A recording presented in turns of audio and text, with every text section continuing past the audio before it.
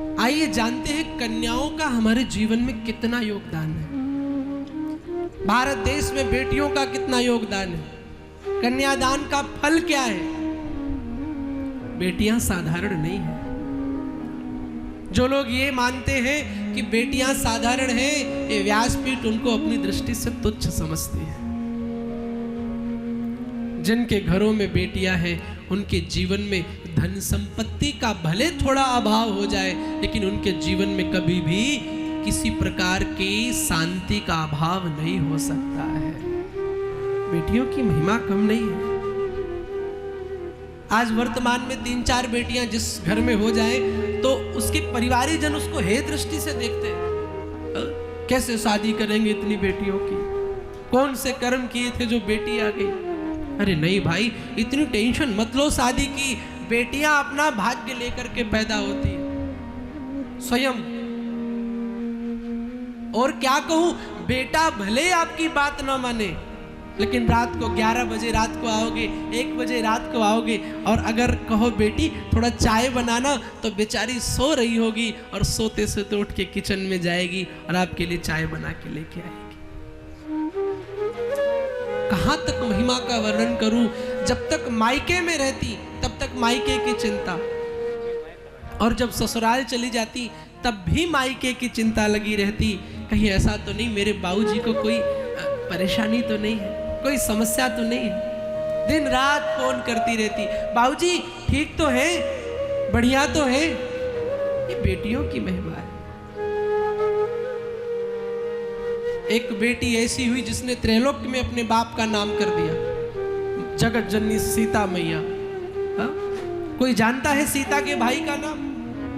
लेकिन सीता का नाम आज सर्वत्र व्याप्त है। सीता जी की वजह से जनक जी का नाम व्याप्त है। तो कोई ये सोचे कि मेरा नाम करेगा रोशन जग में मेरा राज दुलारा, तो केवल राज दुलारा ही नहीं, आपका नाम रोशन राज दुलारी भी कर सकती है। कम नहीं है बेटियों की। कौन जानता है पार्वती के भाई का नाम? लेकिन पार्वती का नाम सब जानते हैं। अरे ध्रुव प्रहलाद जैसे भक्तों को जन्म देने वाली कोई और नहीं, ये भारत देश की बेटियां ही तो है। राम को जीवन में उतार देने वाली कोई और नहीं, ये भारत देश की बेटियां ही तो है। पर बड़े शर्म की बात है, भी गांव क्षेत्र में भी और बहुत से ऐसे क्षेत्र हैं जहां बेटा हो तो थाली बजाते हैं और बेटी हो जाए तो माथा बजाते हैं। कई जगह तो लोग गर्भ में मार देते हैं बेटियों को। राक्षस है वो लोग जो गर्भ में भ्रूण हत्या करते हैं। बेटियों का मान, बेटियों का सम्मान भारत में कम नहीं है। यदि आप अपने जीवन में लक्ष्मी चाहते हो, यदि आप अपने जीवन में शांति चाहते हो, तो भगवान से सबसे पहले मांगो, ठाकुर जी एक बेटी तो जरूर देना। क्यों? क्योंकि सृष्टि की पहली रचना है बेटी। कथा आप सुनेंगे, मनु शत्रुपा के पहले 3 बेटियां हुई। बेटियों का सम्मान करो, बेटियों की इज्जत करो। ये भारत का भविष्य है, ये साधारण नहीं है। आज मैं देखता हूं हमारे देश के अंदर जहां पर चरित्र प्रधानता की बात की जाती है, जहां पर हम बड़े गौरव से कहते हैं हम भारतीय हैं, जहां हम बड़े गौरव से कहते हैं भारत सोने की चिड़िया है, भारत में ये है, भारत में वो है, वहीं पर कुछ गंदे लोग बेटियों के थोड़े से अपने दैहिक सुख के कारण बेटियों को नोच करके खा जाते हैं। आए दिन घटना सुनने को मिलती है, कभी इस बेटी के साथ रेप हो गया, कभी उस बेटी के साथ दुष्कर्म हो गया।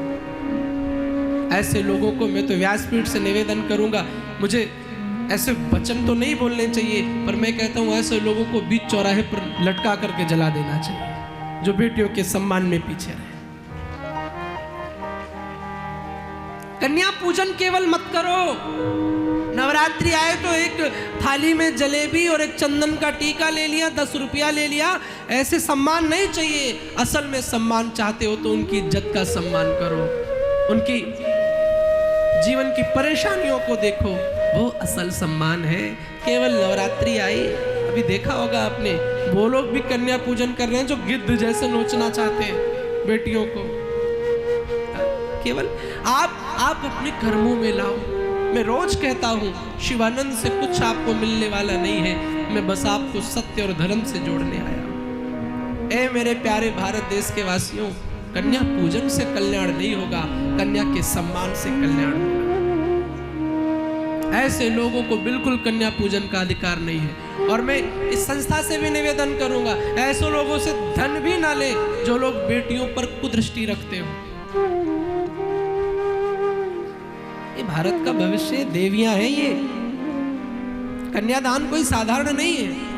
शास्त्र कहता है 100 यज्ञों से जो फल मिलता है वो एक कन्यादान कर देने से फल मिल जाता है। हरिवंश महापुराण में वर्णन आता है कि सबसे बड़ा दान दुनिया में कौन है? कन्यादान।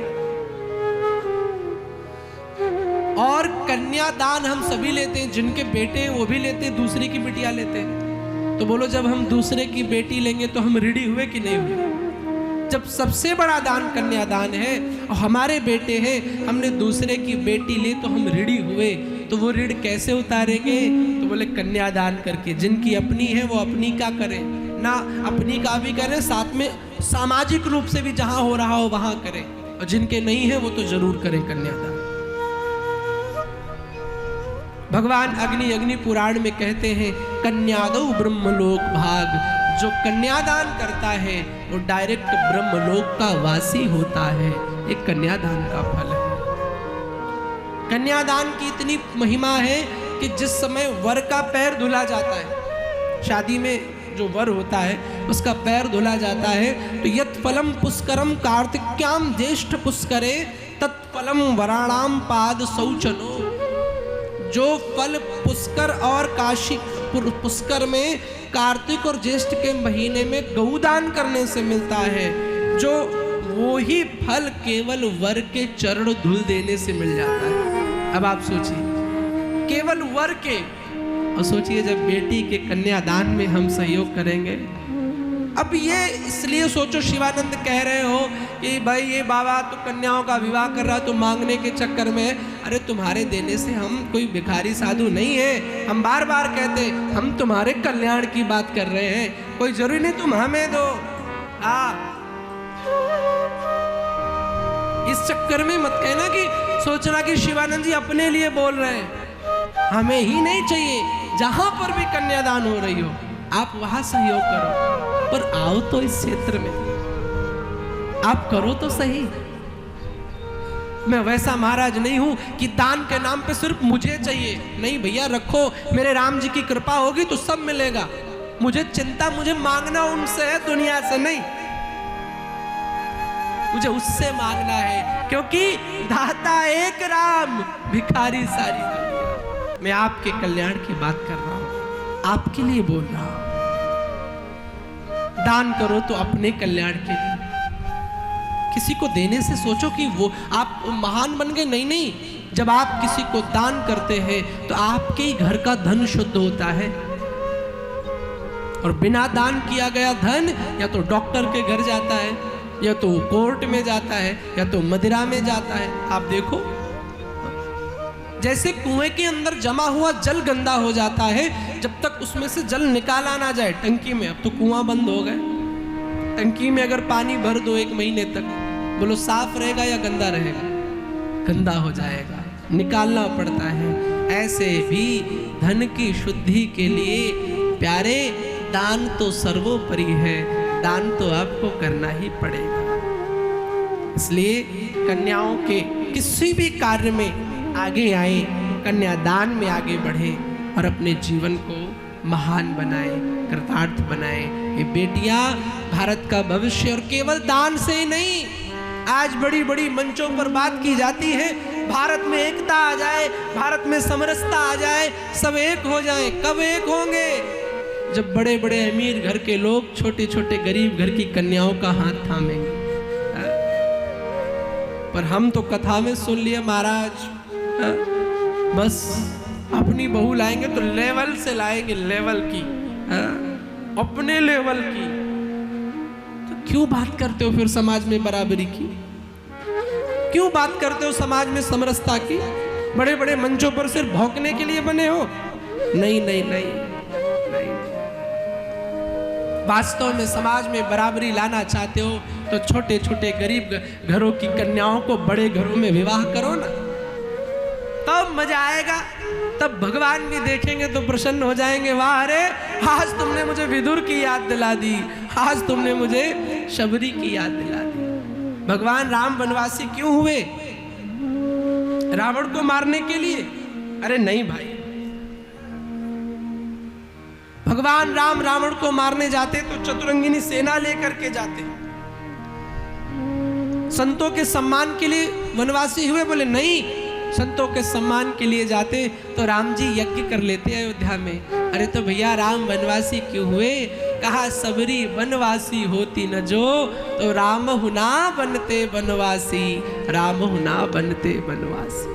राम जी अगर वनवासी हुए तो सबरी वनवासी के लिए, और समाज में राम वही बन सकता है तो राजा के पद को छोड़ करके समाज के अंतिम जन्म में जाकर किसी को गले लगाए, समाज में राम वही बन सकता है और कोई नहीं बन सकता। केवल कथाओं तक सीमित कर दिया हमने इन चीजों को।